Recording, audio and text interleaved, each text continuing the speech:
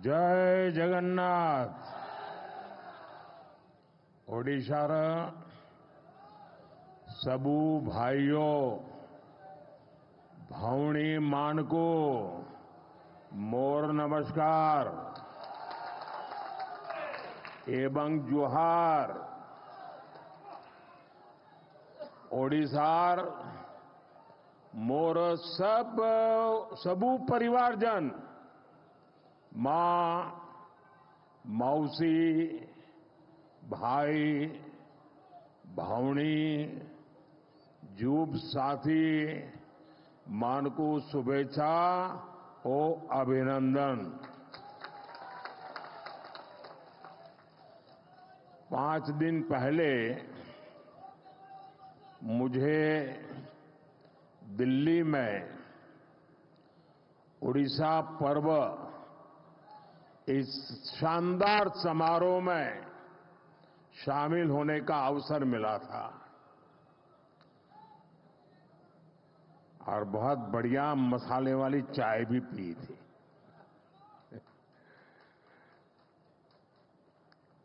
और मैंने धर्मेंद्र को जरा डांटा था। मैंने कहा यार इतना बढ़िया कार्यक्रम किया, मेरे पास जरा ज्यादा समय होता तो मैं और ज्यादा अंदर घूम लेता। शानदार कार्यक्रम था जी। ओडिशा पर्व में उड़िया विरासत और गौरव के वो भव्य दर्शन, उड़ीसा के लोगों का स्नेह और अपनापन, वो मेरे लिए बहुत ही यादगार पल है। आज मुझे बाबा लिंगराज की पावन धरती पर आने का सौभाग्य मिला है। मैं इस एकाम्र क्षेत्र को प्रणाम करता हूं। मैं महाप्रभु जगन्नाथ के चरणों में प्रणाम करता हूं। साथियों, यहां एयरपोर्ट पर ही इतनी संख्या में आपका आना, उड़ीसा के लोगों का आना, और मुझे तो इसका एंड दिखता ही नहीं है, लोग ही दिखते हैं।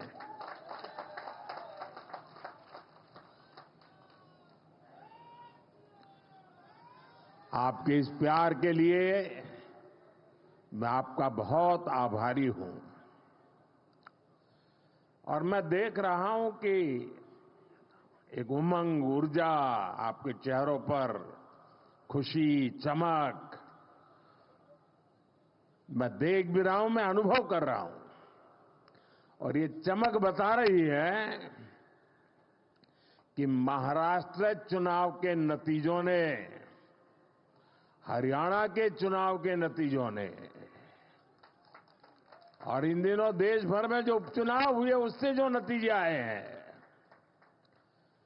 पूरे देश में कैसा विश्वास भर दिया है, ये मैं आपके आंखों में देख रहा हूं। अब देखिए, उड़ीसा ने शुरुआत की, फिर हरियाणा, फिर महाराष्ट्र, और यही तो भाजपा की विशेषता है और यही हमारे कार्यकर्ताओं का सामर्थ्य है, हमारी पार्टी के कार्यकर्ताओं का सामर्थ्य है। विपक्षी दल बीजेपी सरकार के खिलाफ सुबह शाम अपप्रचार करते रहते हैं, लेकिन जनता बीजेपी सरकार के कामों को देखकर उन्हें आशीर्वाद देने खुद मैदान में दौड़ पड़ती है। आप याद करिए, चुनाव से कुछ महीने पहले तक बड़े बड़े पॉलिटिकल एक्सपर्ट्स ओडिशा में बीजेपी को पूरी तरह से खारिज कर रहे थे। ये लोग कह रहे थे कि उड़ीसा में बीजेपी इतनी बड़ी ताकत बन ही नहीं सकती कि वो अपने आप अपने बलबूते पर सरकार बना ले। लेकिन जब परिणाम आए तो ये सारे के सारे अपने आप को बड़ा तीसमार का मानते थे। वो लोग हैरान हो गए, क्योंकि उड़ीसा के लोगों ने भाजपा की केंद्र सरकार के कामों को और दिल्ली में बैठते हुए भी उड़ीसा के लोगों के साथ जो अपनापन का नाता, सुख दुख का साथ, ये 10 साल में उड़ीसा के गांव गांव, घर घर ये बात पहुंच चुकी थी। जब राज्य में हमारी सरकार भी नहीं थी, हमारी योजनाओं के नाम भी बदल दिए जाते थे, सब कुछ होता था, फिर भी ओडिशा के विकास के लिए पूरी लगन और ईमानदारी से हम लगातार काम करते रहे।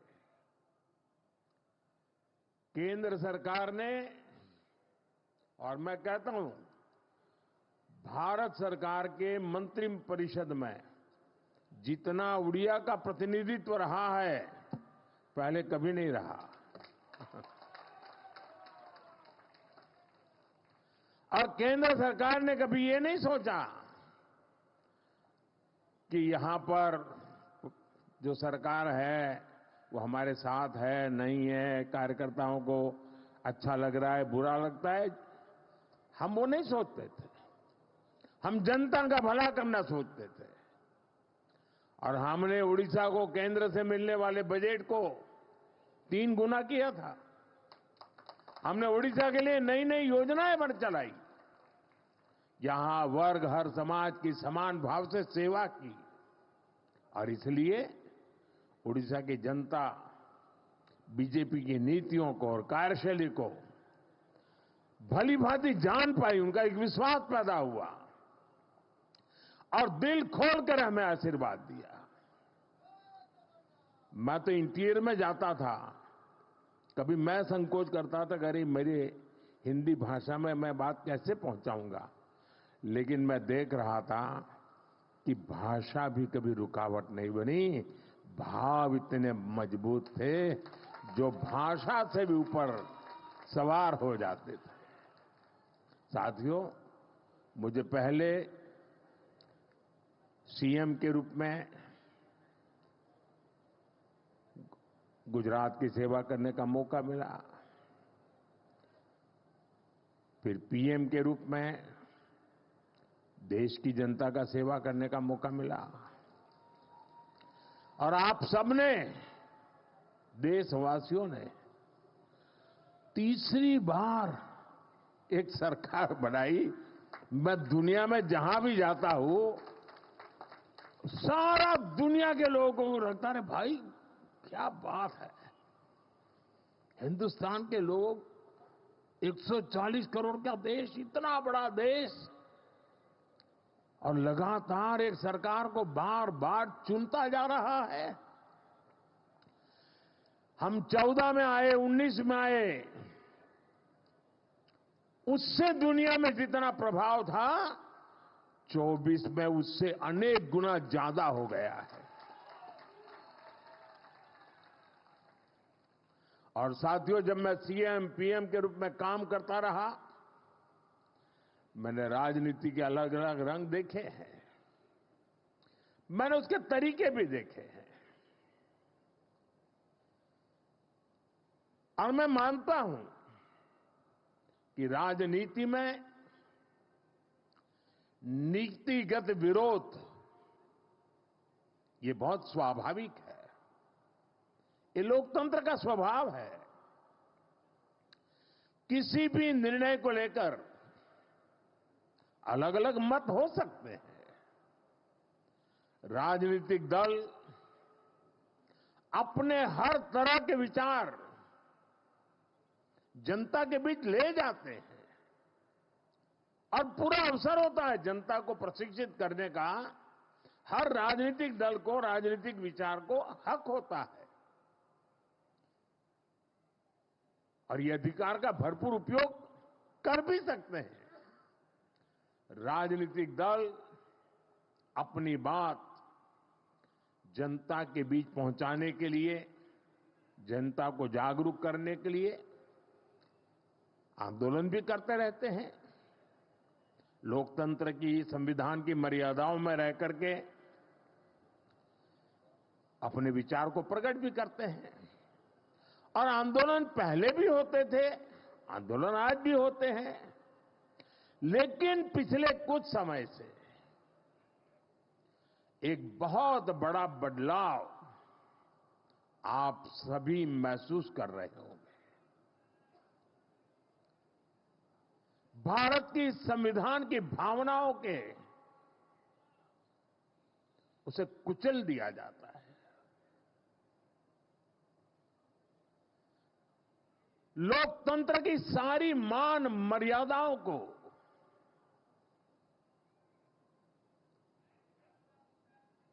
अस्वीकार किया जाता है। जो लोग सत्ता को अपना जन्मसिद्ध अधिकार समझते हैं, उनके पास केंद्र की सत्ता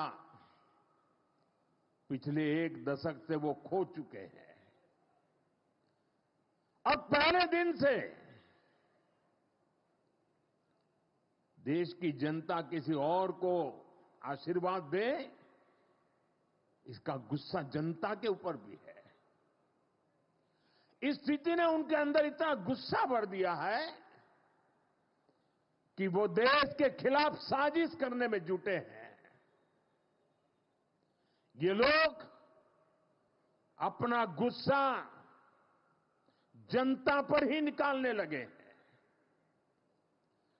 देश को गलत दिशा में ले जाने के लिए उन्होंने लोगों को गुमराह करना शुरू कर दिया है।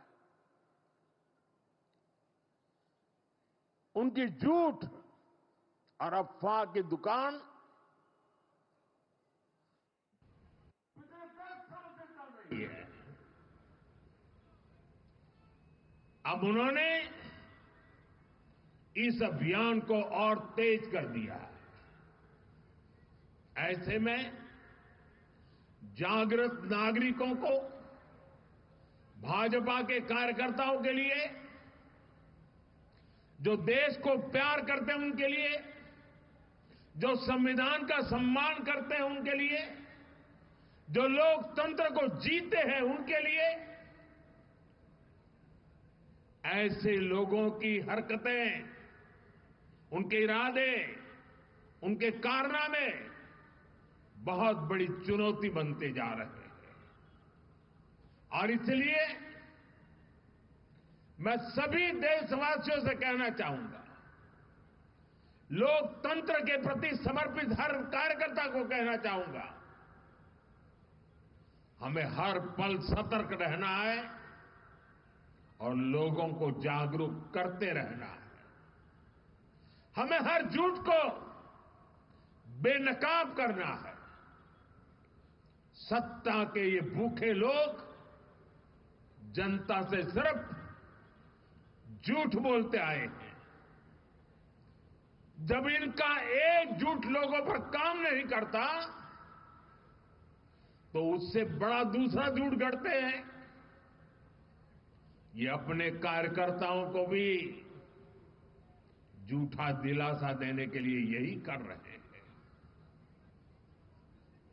मैं तो, आप भी तो देखते होंगे ना, 2019 में जो चौकीदार उनके लिए चोर था, 2024 में आते आते वो ईमानदार हो गया और एक बार भी चौकीदार को चोर तो गाली नहीं पड़ी।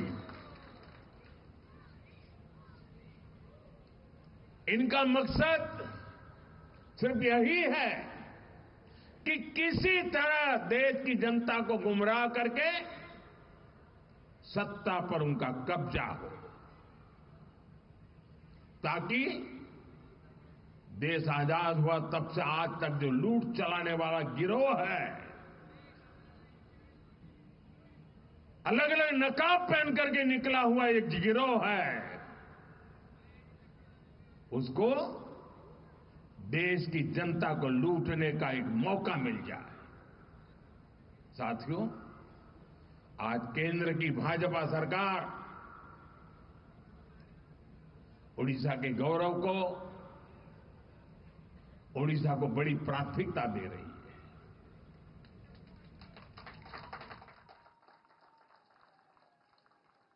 इसी महीने ओडिशा में आप सभी ने बाली यात्रा का भव्य आयोजन किया, सफल आयोजन किया है।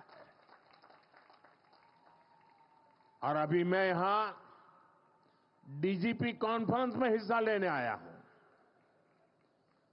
और आप में से बहुत लोगों का आश्चर्य, यहां के मीडिया के लोगों को भी आश्चर्य होगा। हमारे देश में लगभग 125 साल से ये डीजीपी कॉन्फ्रेंस चल रहा है, हर वर्ष हो रहा है।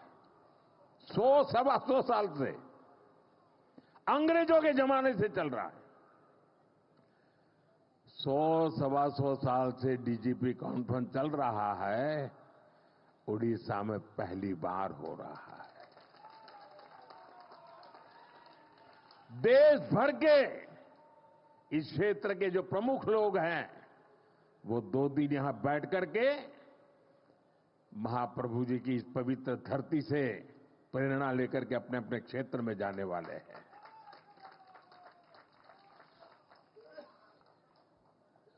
अभी तो डीजीपी कॉन्फ्रेंस है, अभी 4 दिन के बाद 4 दिसंबर को यहां पर नौसेना दिवस का अवसर इस बार पुरी में ऑफ डेमो 2024 का आयोजन हो रहा है।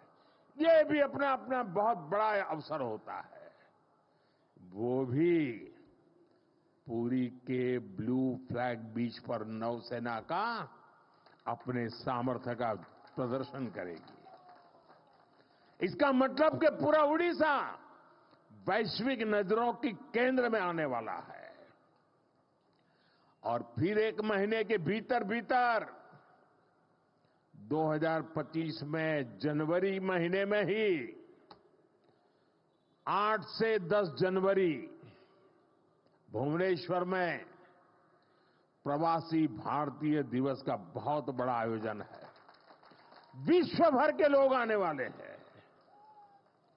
दुनिया भर के लोगों का आपको स्वागत करने का अवसर मिलने वाला है।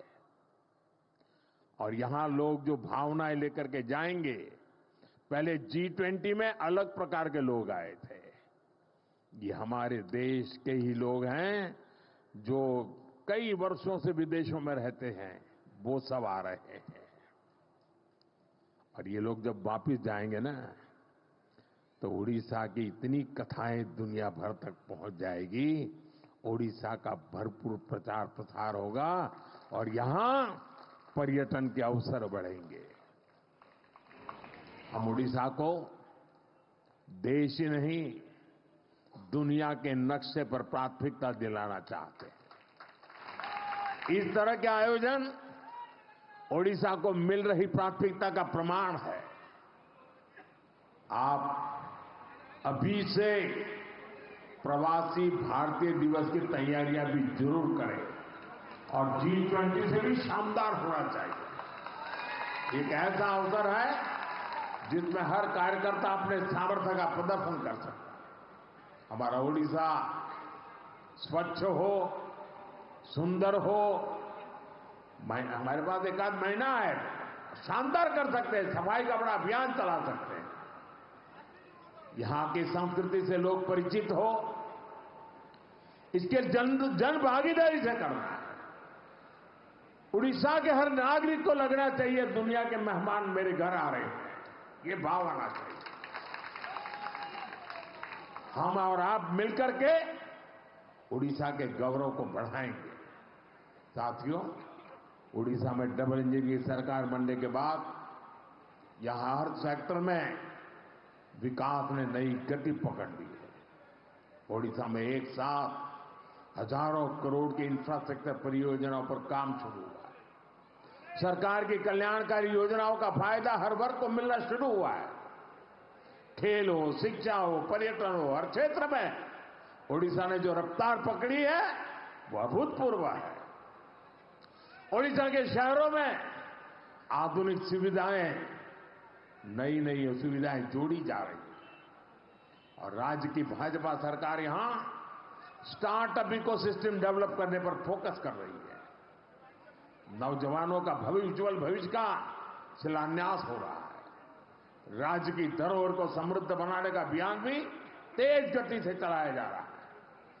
मिशन पूर्वोदय से भी उड़ीसा का विकास की नई रफ्तार पकड़ रहा है। जब इंफ्रास्ट्रक्चर बेहतर होगा तभी यहां की खनिज संपदा, यहां के समुद्री तट औद्योगिक अवसरों में बदलेंगे। साथियों, नए उद्योग प्रदेश में आए, इसके लिए सरकार द्वारा सही नीतियां और सही नीयत की भी जरूरत होती है। और जो आज देश और दुनिया के लोग अनुभव कर रहे हैं, भाजपा की सरकार बनने के कारण। और ये काम उत्कर्ष उत्कल अभियान के जरिए हो रहा है।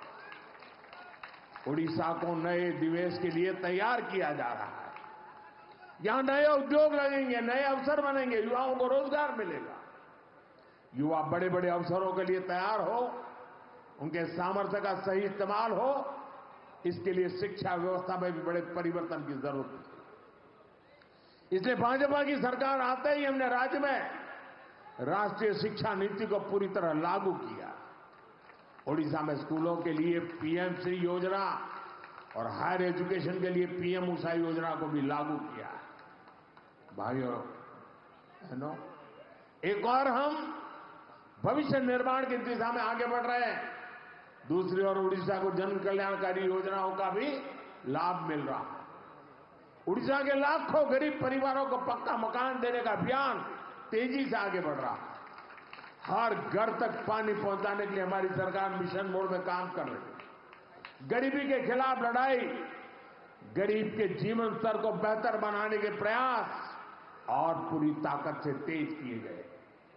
साथियों, उड़ीसा के लोग हमारी सरकार आने के बाद एक और बड़ा अंतर देख पा रहे हैं। हमारे मुख्यमंत्री मोहन चरण मांझी जी आज उड़ीसा के अलग अलग हिस्सों का दौरा कर रहे हैं। उड़ीसा को पहली बार गांवों में पता चलता है कि मुख्यमंत्री गांव में भी कभी आते हैं। जनता से जुड़ना और जनता के बीच जाकर उनकी समस्याओं को समझना, यही भाजपा की परंपरा है, भाजपा की संस्कृति। साथियों, बीजेपी की सरकारें इतनी सफल इसलिए होती है क्योंकि हमने इस देश की आधा आबादी महिलाएं, उनके विकास पर भी उतना ही तवज्जो दिया है, उतना ही महत्व दिया है। ओडिशा में भी हमारी सरकार बनते ही माताओं बहनों के लिए कई बड़े कदम उठाए गए हैं। माता सुभद्रा का आशीर्वाद लेकर हमने सुभद्रा योजना शुरू की। ये योजना महिला सशक्तिकरण की पहचान बनेगी। जब हमारी माताएं बहनें आर्थिक रूप से सशक्त होगी तो राज्य की अर्थव्यवस्था में उनका योगदान बढ़ेगा। मुझे खुशी है कि बीजेपी के प्रयासों से ओडिशा की आदिवासी बेटी द्रौपदी मुर्मू जी आज देश की राष्ट्रपति है। इससे पूरे देश के आदिवासी समाज का गौरव बढ़ा है। मुर्मू जी के देश के सर्वोच्च पद पर आसीन होने से हर वर्ग की बेटियों में आत्मविश्वास बढ़ा है। एक आदिवासी बेटी की यात्रा आने वाली कई पीढ़ियों तक प्रेरित करेगी। साथियों, ओडिशा में जनजातीय कल्याण के लिए कई महत्वपूर्ण कदम उठाए गए। ओडिशा के 13 आदिवासी समुदायों को पीएम जनमन योजना का लाभ मिल रहा है। आदिवासी बच्चों की पढ़ाई बीच में न छूटे, इसके लिए उनके घर के पास ही स्कूल की सुविधा देने का प्रयास किया जा रहा है। उड़ीसा के आदिवासी बहुल इलाके में एकलव्य मॉडल आवासीय स्कूल खोले गए। साथियों, चुनाव के समय मोदी ने आपको कहा था कि जो गारंटी मैं दूंगा उसे तेजी से पूरा किया जाएगा। आज उड़ीसा में हमारी सरकार हर गारंटी को पूरा करने के लिए काम कर रही है। अब ओडिशा में धान की खरीदारी 3,100 रुपये प्रति क्विंटल में की जा रही है। इसके लिए राज्य सरकार के बजट में 5,000 करोड़ रुपए की व्यवस्था की गई। पिछले हफ्ते राज्य सरकार ने बरगढ़ जिले से बढ़ी हुई दर से धान खरीदना शुरू कर दिया। इसी तरह हम अपनी हर गारंटी को तेजी से पूरा कर रहे हैं। इसलिए मैं फिर कहूंगा, मोदी की गारंटी यानी गारंटी पूरी होने की गारंटी। साथियों, हम हमारे संकल्पों को पूरा करेंगे, विकसित ओडिशा के लिए काम करेंगे और मैं आपका उत्साह और उमंग देख रहा हूं। जो सपने लेकर के हम चले हैं उसके लिए मेहनत में कोई कमी नहीं रखेंगे। आप सब यहां आए, इसके लिए मैं एक बार फिर आप सबका आभार व्यक्त करता हूं। दरअसल तो मैं एक आज सरकारी मीटिंग के लिए आया हूं, लेकिन हमारे धर्मेंद्र जी वगैरह ने तय किया नहीं, हम तो चाहते हैं, तो मुझे अच्छा लगा। आप सबके दर्शन करने का मुझे मौका मिल गया। आप सबका बहुत बहुत धन्यवाद।